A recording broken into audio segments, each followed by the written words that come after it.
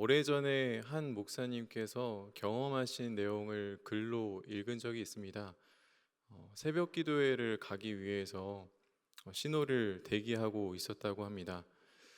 좌회전을 기다리고 있었는데 좌회전이 되자마자 한 차량과 그리고 오토바이가 충돌하는 사건을 목격했다라고 이야기를 글로 보게 되었습니다. 그 사건에 있어서 오토바이 운전자는 두 발이 바퀴 사이에 깔리게 되었고 굉장히 안타까운 사건을 경험하게 되었는데요. 목사님께서는 그 상황을 바라보면서 어떻게 대처하면 좋을까 고민을 하고 있었는데 마침 그 차량에서 운전자 보조석에서 배우자 되신 분이 내려서요. 하시는 이야기가 이랬습니다. 당신이 왜 끼어들고 난리야? 나는 원리 원칙을 잘 지켰어 라는 이야기였다라고 합니다. 심지어 오토바이 운전자에게 화를 내었다고 해요. 그 오토바이 운전자는 다리가 뒤틀려진 상태였습니다. 그 사람의 상황을 바라보지 아니하고 자신의 기준, 자신의 유익을 지키기 위해서 급급했던 그 운전자, 배우자를 바라보게 됩니다. 심지어 시간이 흘러서 경찰관이 도착했습니다. 그 경찰관이 먼저 언급했던 이야기는 무엇인지 아십니까?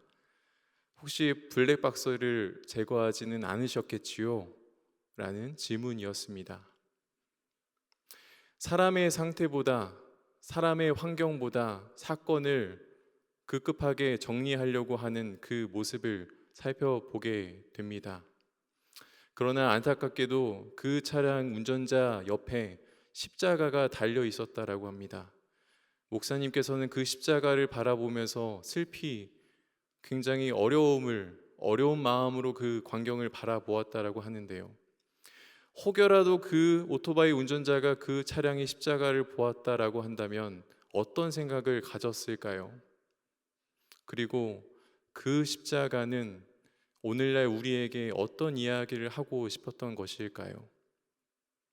사실 이 이야기는 그 사건에 해당되는 사람들에게 그들의 이야기만이 아닙니다. 오늘날 살아가고 있는 우리에게도 해당되는 이야기이지요. 나의 권리, 나의 유익을 사람보다 우선시하며 살아가고 있지는 않은지요. 그래서 오늘 본문에서 바울은 이렇게 이야기하고 있습니다. 나의 유익보다 남의 유익을 먼저 구하라 라고 이야기를 하고 있습니다. 이 말씀은 바울의 단순한 겉면이 아니라요, 고린도 그 교회 안에 갈등 상황 속에서 이야기를 하고 있는 것입니다. 당시 고린도가 어떠한 도시였습니까? 상업적으로 굉장히 발달한 도시였고, 그리고 철학과 문화가 굉장히 발달한 도시였습니다. 그리고 우상숭배가 있었고, 그로 인해서 도덕적인 타락과 성적인 문란함이 있었던 도시였습니다. 가치관이 팽배해서 여러 의견들이 있었고, 부를 가진 사람들은 본인이 가진 것을 지키기 위해서 그것을 이용해서 종교와 문화를 이용해서 나아가는 그런 모습을 발견하기도 합니다. 그 갈등의 요소가 그대로 고린도 교회 안에서 갈등이 있었던 그러한 사건을 생각하면서 오늘 말씀을 들어보길 원하는데요. 겉으로는 화려했지만 그 안에는 다양한 가치관이 있었습니다. 그 갈등 속에서 오늘 본문의 질문이 있었는데 바로 우상에게 바쳐진 고기를 먹어도 되는가? 라는 질문이었습니다. 겉으로 보면 아주 사소한 문제처럼 보입니다. 그러나 그 안에는 신앙의 자유와 연약한 자에 대한 배려가 얽혀져 있었습니다. 고린도에는 우상신전이 많았고 제사에 사용된 고기들이 시장에 유통되는 것이 조금 흔했다고 합니다. 그래서 어떤 사람들은 우상에게 바쳐진 제물이오니 이것은 절대 먹으면 안 된다 라고 이야기를 했고, 어떤 사람은 이 음식은 하나님의 것이기 때문에 그래도 먹어도 된다라는 의견의 그 갈등이 있었던 것이지요. 바울은 이 질문에 대해서 먹어라, 먹지 말아라 라고 답변을 하고 있는 것이 아니라 더 근본적인 원리를 이야기하고 있어요. 그러므로 너희는 먹든지 마시든지 무엇을 하든지 다 하나님의 영광을 위하여 하라 라고 이렇게 이야기를 하고 있는 것이지요. 바울은 단순한 음식 문제를 넘어서 우리가 어떻게 살아야 하는지를 이야기하고 있는 것입니다. 그렇다면 여러분, 하나님의 영광을 위해서 살아간다라는 것이 무엇이에요? 우리는 잘 알고 있습니다. 하나님의 영광을 위해서 하나님 사랑, 이웃 사랑을 실천하며 살아가는 것이 하나님의 영광을 위해서 살아가는 것이지 않겠습니까? 우리가 입술로는 고백합니다만 사실 우리의 현실 앞에서 우리의 내면을 마주하면 자기 유익과 자기 안정이 가득하다라는 것을 마주하게 되지요. 개인의 유익이 먼저입니다. 이웃을 배려하는 것보다 나의 형편과 안정이 더 중요한 것을 바라보게 됩니다. 바울은 우리의 실제 삶에서 어떻게 하나님의 영광을 드러낼 수 있을지 오늘 본문을 통해서 이야기를 하고 있는데요. 저는 세 가지의 주제를 가지고 함께 이야기를 나눠보고 싶습니다. 첫 번째로, 하나님의 영광을 위하여 우리는 자기 유익을 내려놓아야만 합니다. 우리 함께 23절, 24절의 말씀을 읽어보도록 하겠습니다. 시작. 모든 것이 가하나 모든 것이 유익한 것은 아니요 모든 것이 가하나 모든 것이 덕을 세우는 것은 아니니 누구든지 자기의 유익을 구하지 말고 남의 유익을 구하라. 아멘. 고린도 교인들은 이렇게 생각했습니다. 나는 자유하다. 나는 무엇이든 할 수 있다. 그런데 이 바울의 말씀은 어떻습니까? 완전히 틀렸다라고 이야기하진 않지만 한 가지를 덧붙이고 있어요. 모든 것이 가하나 모든 것이 유익한 것은 아니다. 모든 것이 가하나 모든 것이 덕을 세우는 것은 아니다. 자유가 있다고 해서 모든 것이 옳은 행동이 아니지 않습니까? 자유가 있다고 해서 공동체에 늘 덕이 있는 것은 아닙니다. 고린도 교회 안에는 자신의 자유를 강조하면서 자기의 권리를 앞세우는 사람들이 있었던 거예요. 그래서 바울은 오늘 본문을 통해서 이야기하고 있습니다.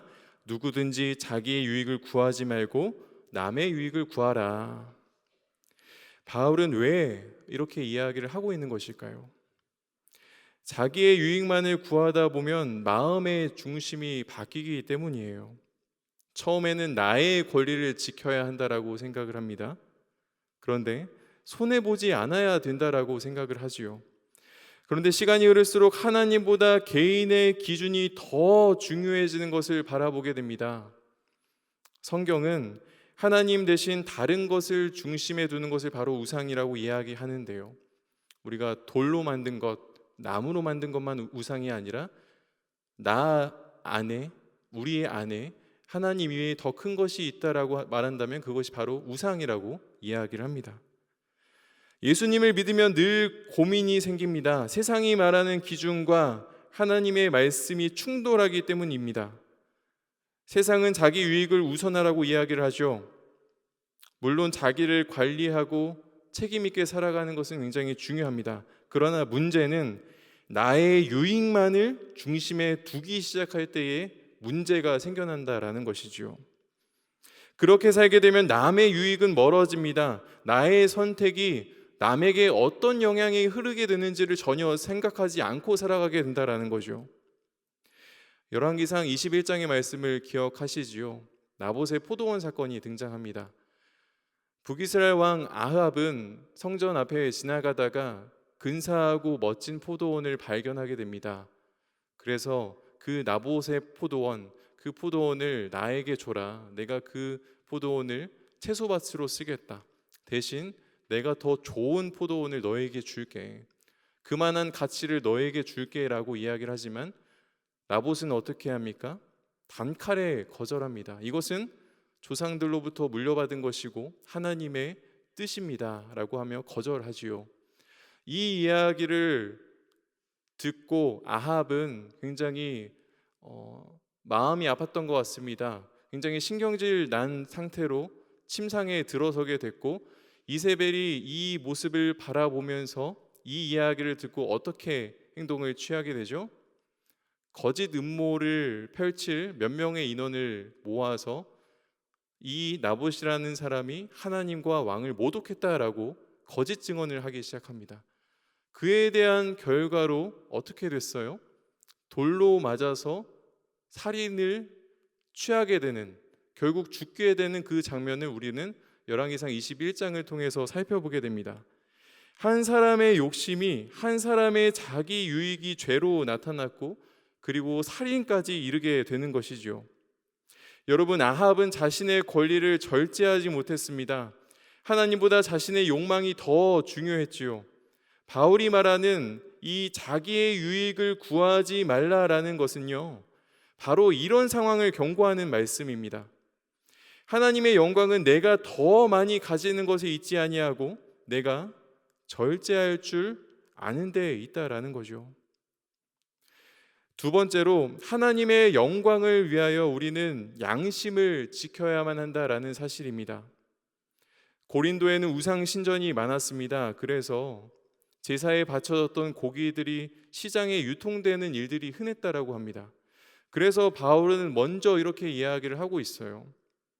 시장에 사서 고기를 살 때 그것이 어디로부터 온 것인지 따지지 말고 그냥 사서 먹으라라고 이야기를 합니다. 왜 그렇습니까? 시편 24편 1절을 보면요, 땅과 거기에 충만한 것과 세계와 그 가운데에 사는 자들은 다 여호와의 것이로다. 모든 음식은 궁극적으로 하나님께 속해 있기 때문에 감사함으로 그 음식을 먹으면 된다라고 이야기를 하고 있는 거예요. 그래서 믿지 않는 사람의 집에 갔었을 때 음식을 대접할 때 그냥 먹으면 된다라고 이야기를 하고 있는 겁니다. 그러나 이것은 우상에게 바쳐졌던 음식입니다라고 이야기를 했을 때 그것은 먹지 말라라고 이야기를 덧붙이고 있죠. 왜 그런 것입니까? 바로 그 사람의 양심을 위해서입니다. 그 음식, 우상에게 바쳐졌던 음식 때문이 아니라 그 상대방을 향한 양심 때문에 그것을 먹지 말라라고 이야기를 하고 있는 것이지요. 내가 괜찮다고 느끼는 것이 기준이 아니라 그 사람의 신앙이 상처받지 않도록 배려하는 것이 바로 기준이 되어야 한다라는 사실입니다. 바울은 로마서에서 이렇게 말합니다. 로마서 15장 1절 말씀, 2절 말씀입니다. 믿음이 강한 우리는 마땅히 믿음이 약한 자의 약점을 담당하고 자기를 기쁘게 하지 아니할 것이라. 우리 각 사람이 이웃을 기쁘게 하되 선을 이루고 덕을 세우도록 할지니라. 내 기준이 아니라 연약한 자의 기준을 배려하는 것, 그것이 바로 하나님의 영광을 위한 삶이라고 이야기할 수 있겠죠. 이 말씀을 우리의 현실에 적용하면요, 제사 음식 문제를 떠올릴 수밖에 없죠. 말씀드렸던 것처럼 음식이 문제가 아닙니다. 그러나 내 옆에 믿음을 처음 시작한 사람이 있다면요, 그리고 그 사람이 이 문제로 고민하고 있다면 우리는 생각해야만 한다라는 거예요. 나의 행동이 저 사람의 믿음을 흔들리고 있게 하는 것은 아닐까? 왜냐하면 나의 자유보다 한 영혼의, 그 사람의 영혼의 신앙이 더 중요하기 때문입니다. 저는 20살 때 비전 트립으로 필리핀에 다녀온 적이 있습니다.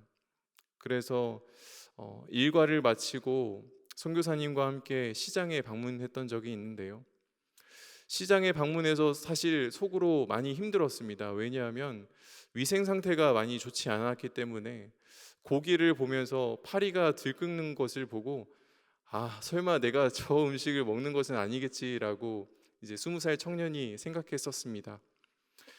그런데 저녁에 식사 장소를 가보니 그 고기가 그대로 나온 거예요. 그래도 감사하게도 잘 끓여서 잘 조리해서 나왔습니다. 감사한 일이죠. 그런데 문제가 하나 있었는데, 여러분 혹시 발롯이라고 아십니까? 발롯이 뭐냐면요, 오리가 부화하기 이전에 그 달걀을 삶아서 고단백 식품으로 주는 거예요. 저희가 그 장소에서 저희끼리 식사한 게 아니라요, 현지인들과 함께 식사하는 장소였습니다. 그 현지인들이 그 발롯이 귀하다고 저희 공동체원 숫자만큼 그 발롯을 꺼내왔어요. 제가 먹었을까요? 안 먹었을까요? 못 먹었을까요? 못 먹었을 것 같아요. 결론은 먹었습니다만 저희 공동체 사람들이 거의 다 먹었어요. 속으로 못 먹을 것 같은데 라고 생각을 했는데, 믿음의 선배들이 그렇게 먹고 나서 저도 함께 먹는 것에 동참할 수 있었습니다. 그런데 그때 제가 배운 사실이 하나 있습니다.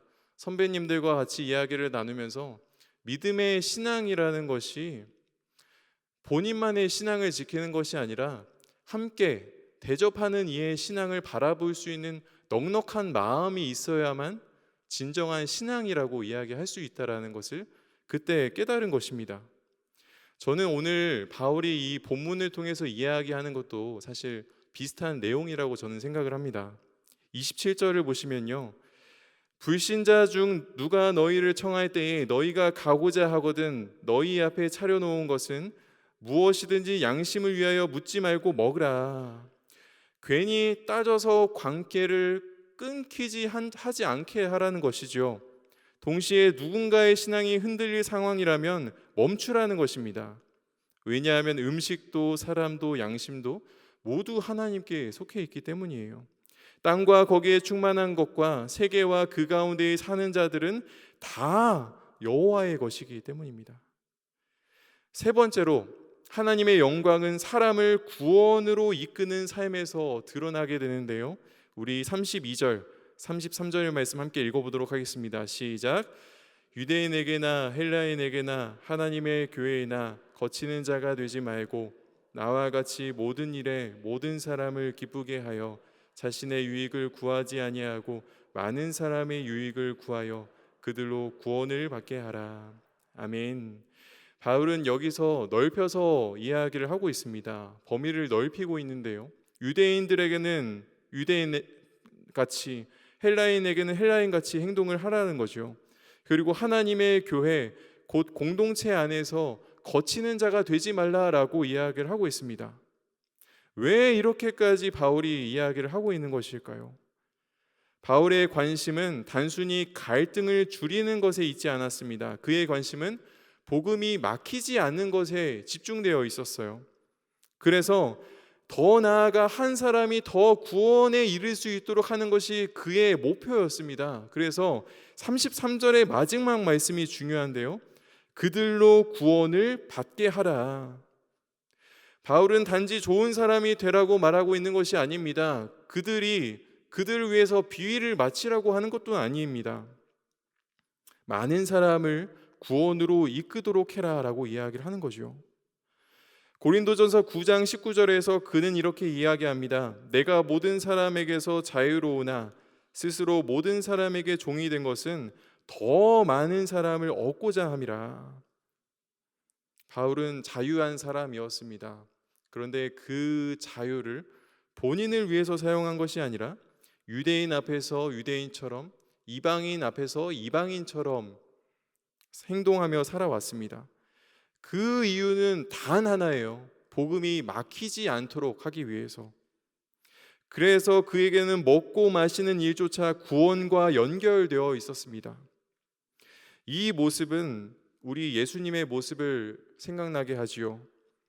예수님께서 자신의 권리를 주장하셨더라면 십자가는 없었던 사건이 될 것입니다. 그러나 주님은 자신을 십자가에서 내어오셔서 우리를 구원케 하셨죠. 그래서 사도 바울은 이 길을 닮아서 이 길을 같이 걷자라고 우리에게 권면하고 있습니다. 그리고 나를 본받으라라고 이야기를 하는 거죠. 물론 우리는 모든 사람을 다 기쁘게 할 수는 없습니다. 그러나 바울이 말하는 기쁘게 한다라는 것은 가능한 모든 많은 사람이 복음 앞에 설 수 있도록 그들을 초청해라. 내 삶이 걸림돌이 되는 것이 아니라 디딤돌이 될 수 있도록 너의 역할을 충실히 해 나아가라 라고 이야기하는 것이죠. 사랑하는 여러분, 오늘날 우리 중에는 먼저 예수님을 믿고 신앙생활을 시작하는 사람들이 분명히 있을 것입니다. 우리는 누군가에게는 먼저 믿은 사람이지요. 그래서 누군가는 우리의 삶을 보고 방향과 그리고 목표점을 보고 같이 따라하는 사람들이 있을 것입니다. 그런데 만약 우리의 모습이 누군가를 교회로 이끄는 통로가 아니라 오히려 실망하게 만드는 계기가 된다면 어떻겠습니까? 세상은 교회를 주의 깊게 바라보고 있습니다. 뉴스와 매스컴 속에서 비추는 그 기독교인의 모습이 때로는 부정적으로 보여질 때가 많이 있죠. 물론 그것이 모든 성도를 대표하지는 않습니다. 그런데 우리는 정직하게 자신을 돌아봐야만 합니다. 혹시 나의 말, 나의 태도로 인하여서 누군가가 예수님께 더 나아가지 못하고 있는 것은 아닌가? 만일 우리의 모습으로 인하여 교회를 오해하고 예수님을 멀리하게 된다면 우리는 바울이 말한 그 거치는 자가 될 수 있다라는 거죠. 여러분, 저는 설교의 시작의 예화에서 그 이야기 속에서 교통사고 현장 안에서 사람보다 사건 처리에 급급한 그 상황을 이야기했습니다. 그리고 그 차량에 붙어있던 십자가, 그 십자가는 오늘날 우리에게 무엇을 말하고 있느냐라고 질문을 던졌었죠.